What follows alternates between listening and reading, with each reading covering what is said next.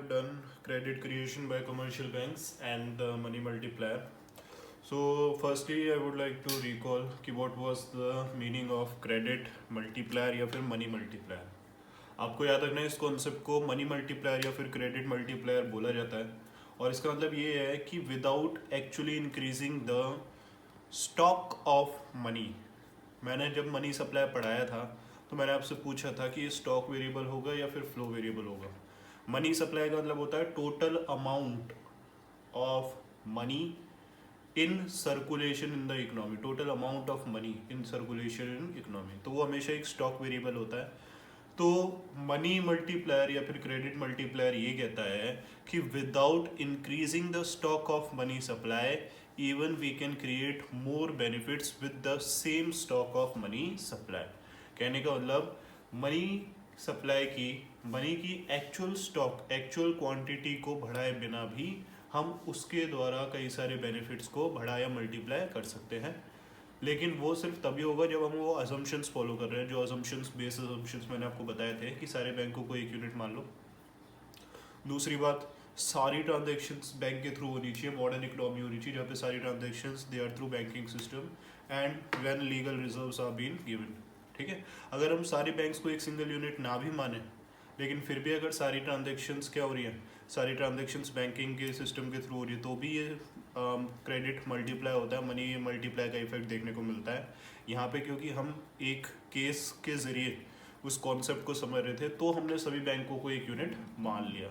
ठीक है, तो वो था मनी मल्टीप्लायर और उसमें हमने ये देखा था कि एक इनिशियल डिपॉजिट को लीगल रिजर्व्स के द्वारा कितनी उसमें से एक रिजर्व निकाल के किस तरीके से आगे लेंड किया जाता है, क्रेडिट पे चढ़ाया जाता है और वो एक और साइमल्टेनियस डिपॉजिट क्रिएट करता है जिस डिपॉजिट में से again according to the rule एक रिजर्व निकलेगा और आगे अमाउंट फ्री हो जाएगा. अगर इस तरीके से लोग ट्रांजेक्शन्स करते हैं तो बैंक को एक्चुअल में मनी सप्लाई करेंसी का स्टॉक बढ़ाने की ज़रूरत ही नहीं होती. उसका जो सेम स्टॉक पड़ा है वो उसी से पूरी इकोनॉमी में ज़्यादा से ज़्यादा बेनिफिट क्रिएट कर सकती है. अब ये क्वेश्चन अराइज होता है कि अब ये स्टॉक ज़्यादा या कम होता क्यों है, ये करना ज़रूरी क्यों है, या ये कौन कर सकता है.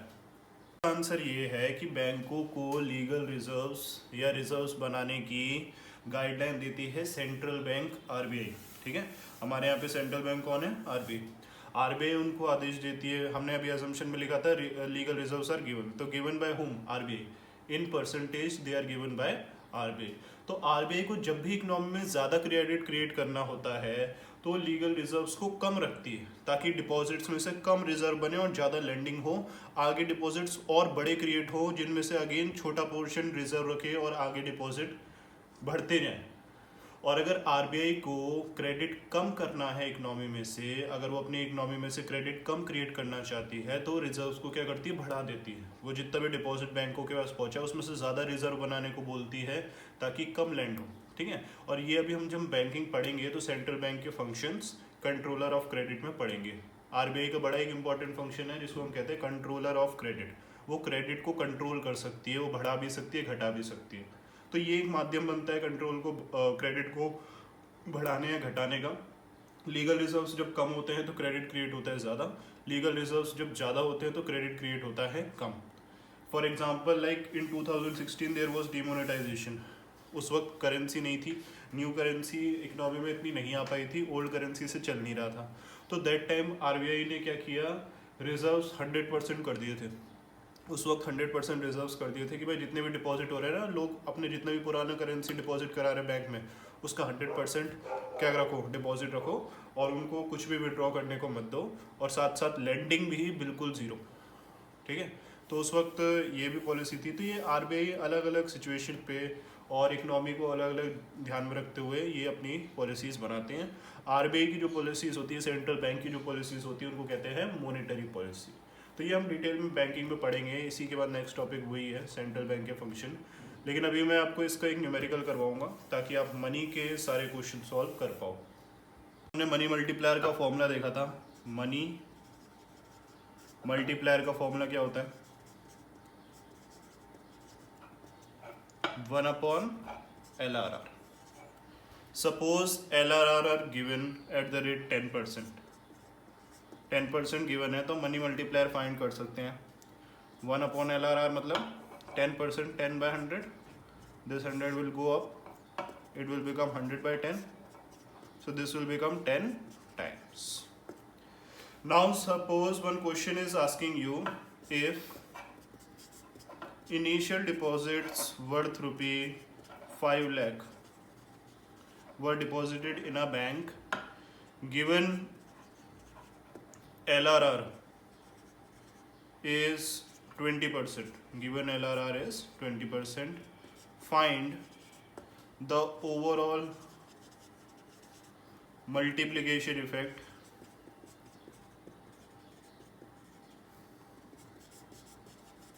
with the initial deposit. तो आपको अब देखो ध्यान में क्या रखना है, आपको ध्यान में ये रखना है कि क्वेश्चन क्या पूछ रहा है आपसे। क्वेश्चन इस तरह का कॉन्सेप्ट आपसे दो चीज़ें पूछ सकता है। एक तो मनी मल्टीप्लायर की वैल्यू, इसको कहते हैं मनी मल्टीप्लायर की वैल्यू, कि कितना मल्टीप्लाई हो रहा है, एक्चुअल में कितना गुना मल्टीप्लाई हो गया, कितने बार कितने टाइम्स मल्टीप्लाई कर दिया उसने उस रिजर्व ने। तो मनी मल्टीप्लायर सिर्फ और सिर्फ लीगल रिजर्व से पता लगाया जा सकता है।